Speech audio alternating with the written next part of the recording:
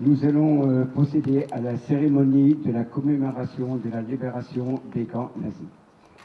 Dépôt de gerbe de la municipalité par M. Richard Delanola, maire de Thiais, conseiller départemental, assisté de Mme Germain, adjointe au maire.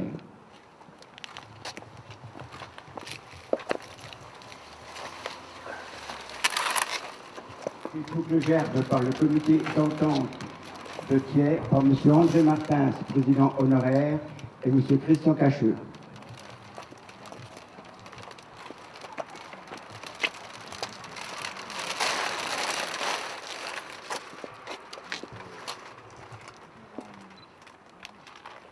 Dépôt de gerbe de l'Hébride par M. Hervé.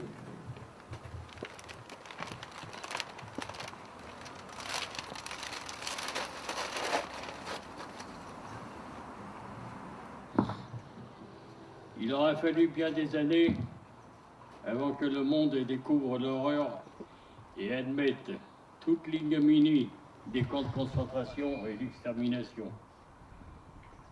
Encore vivant dans certains esprits, les images de l'indicible viennent aujourd'hui encore bouleverser les martyrs d'un temps barbare auquel ils ont survécu. Qu'ils furent prisonniers ou déportés, ou quelles que soient les raisons, ils ont connu l'enfer, vécu l'inimaginable, supporté les humiliations et subi les pires souffrances en franchissant les limites de ce que la raison peut accepter. Par une actualité flagrante d'actes démentiels, nous tentons d'y opposer la sagesse en empêchant le sang de sécher en entrant dans l'histoire.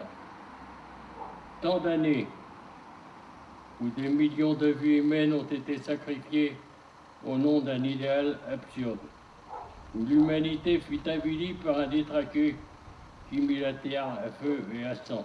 Il faut informer, éduquer, concrètement, sans haine, avec des mots sains, des idées sans rancune, éviter aux jeunes les pièges sordides des démagogies de l'extrême. Nous sommes réunis à nouveau, comme chaque année, depuis 1954, date de la création de cette commémoration, pour commémorer justement la tragédie de la déportation et de l'extermination des camps nazis. Le hasard du calendrier fait que nous soyons le deuxième jour de Pessah, de Pâques, fête de la libération de l'esclavage et de la sortie d'Égypte, que les Juifs sont à cette heure-ci en train de commémorer dans toutes les synagogues de France.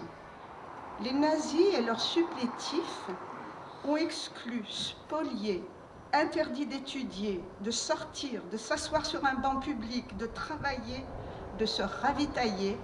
Ils ont raflé des populations entières dans tous les coins de l'Europe pour les transporter dans d'effroyables conditions qu'ils n'auraient jamais utilisées pour des animaux, vers les usines de déchéance, de souffrance et de mort. Les nazis et leurs supplétifs ont réduit par la violence extrême, les privations, la faim des hommes à l'état de sous-hommes, pour pouvoir nier leur humanité et justifier ainsi leur destruction comme déchets dans des crématoires. C'est la défense de l'humanité et de l'altérité de chacun qui est la raison de notre commémoration d'aujourd'hui. C'est là que la devise de notre République, liberté, égalité, fraternité, prend tout son sens. La violence nazie a mis sur le papier l'organisation d'une extermination. Et nous voyons aujourd'hui que de nouveau les choses peuvent se reproduire. Nous devons bien sûr être vigilants. Nous avons toujours en présence en mémoire le cri de ceux qui sont morts. Le cri de tous ceux qui collectivement ont été amenés comme du bétail dans des chambres à gaz. Nous avons en mémoire aussi les fantômes qui sont revenus des camps et qui ont gardé gravé comme au fer chaud dans leur corps et dans leur mémoire ces années de grandes difficultés pour eux. Cette vision du monde est une vision du monde qui horrifie tous ceux qui pensent, qui réfléchissent, et qui imaginent que des siècles après siècles, le progrès de l'homme doit se situer dans l'espérance. Et de fait, l'espérance est un moteur vers plus de justice, vers plus d'égalité, vers plus de progrès, vers plus de lumière. Cette lumière ne doit pas nous faire oublier les visages, les noms de tous ceux qui sont morts. C'est notre mémoire commune. Nous sommes dépositaires de cette mémoire commune. Tous ces visages, des enfants, des femmes, des hommes, tous ces noms des hommes, des femmes, des enfants qui sont morts et qui doivent toujours résonner dans notre mémoire. C'est un patrimoine que nous possédons aujourd'hui. Nous en sommes les dépositaires et nous devons nous incliner devant eux.